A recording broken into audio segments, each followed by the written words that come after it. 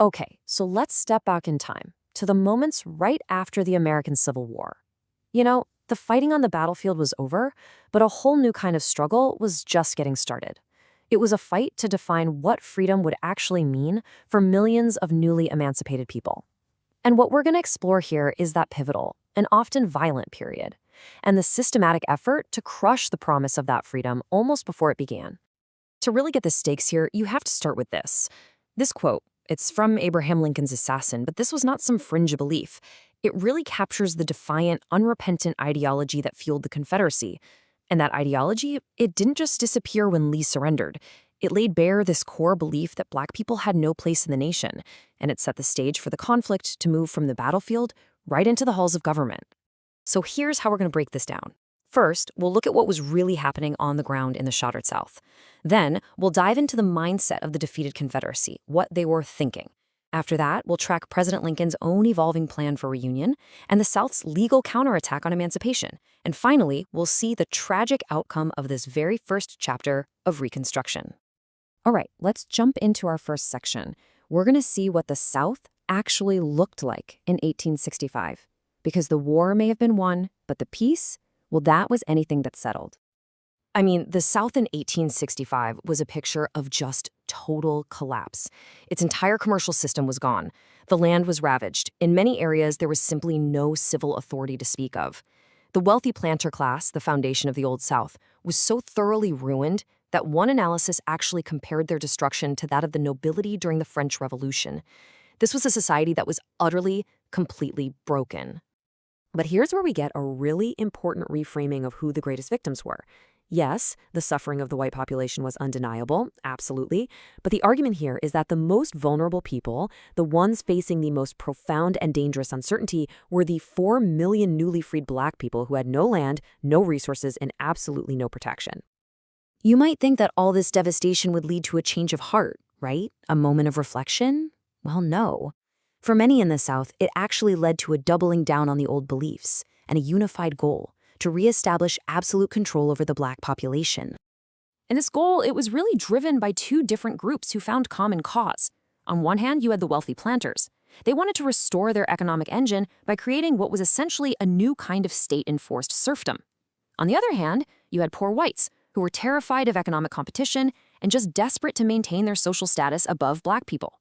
Two different motives, but both paths led to the exact same destination: total subjugation. This quote just illustrates the whole attitude perfectly. Carl Schurz, who was sent by the president to report on what was happening down south, he just nailed it. Emancipation was a military fact they had to accept on paper. But the underlying belief, that hadn't changed at all.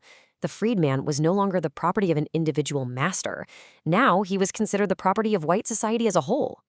So faced with this totally ruined South, this incredibly entrenched mindset, what was President Lincoln's plan? How was he going to piece the country back together and secure a meaningful freedom for 4 million people? It's fascinating because Lincoln's own thinking on this evolved so dramatically. You go back to 1862 and he's still supporting colonization, the idea of sending Black people away. But by late 1863, he shifts to this really pragmatic plan for reunion, the famous 10% plan.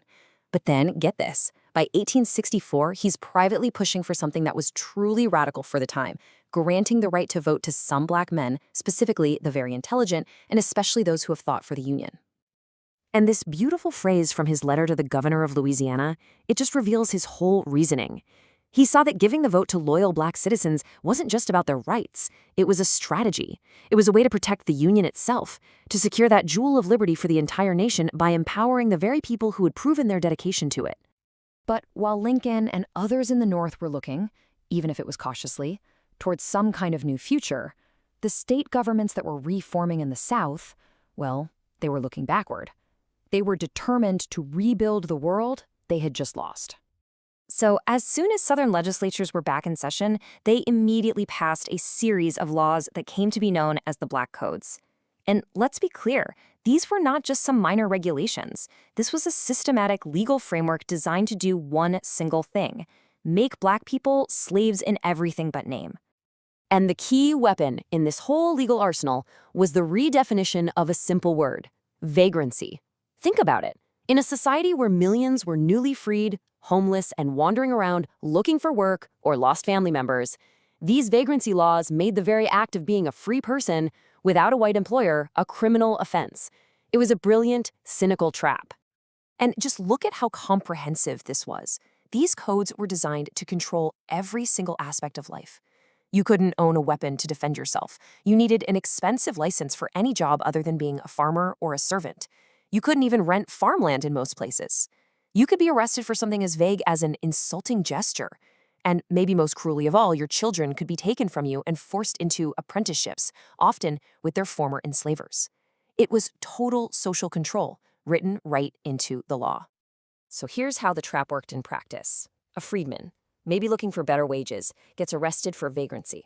A judge slaps him with a heavy fine that there's no way he can pay. So to work off the fine, the court hires him out. And guess who too? Often the very same planter he just tried to leave. And now that planter has his labor back, but this time it's enforced by a legal contract that makes leaving a crime, which is punishable by, you guessed it, more fines and more forced labor. It was a nearly inescapable cycle. And they weren't even trying to hide it. The intent behind all this was wide out in the open. This quote from an Alabama judge says it all. The goal was to get the labor. The method didn't really matter.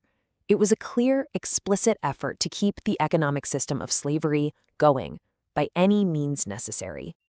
And all of this brings us to the tragic conclusion of this first attempt at Reconstruction, and really the beginning of a much longer and much more difficult struggle. Just days before he was assassinated, in his final public address, Lincoln used this really powerful metaphor. He was defending the new, and admittedly imperfect, pro-union government in Louisiana. He was pleading for patience, arguing that true freedom and true reunion had to be nurtured carefully. As he put it, you couldn't get the chicken by smashing the egg. But the South flat out rejected Lincoln's plea for patience. With the immediate passage of the Black Codes, they didn't just ignore his metaphor, they acted it out, literally. They chose to smash that fragile egg of Black freedom, trying to destroy any possibility of a different future before it could ever even begin to hatch. And that leaves us with a question that just echoes through the decades that followed. If winning a war and signing a proclamation aren't enough to secure liberty, what does it actually take to protect that fragile egg and allow freedom to truly hatch? It's a question America would struggle with for the next 100 years, and, in so many ways, is still struggling with today.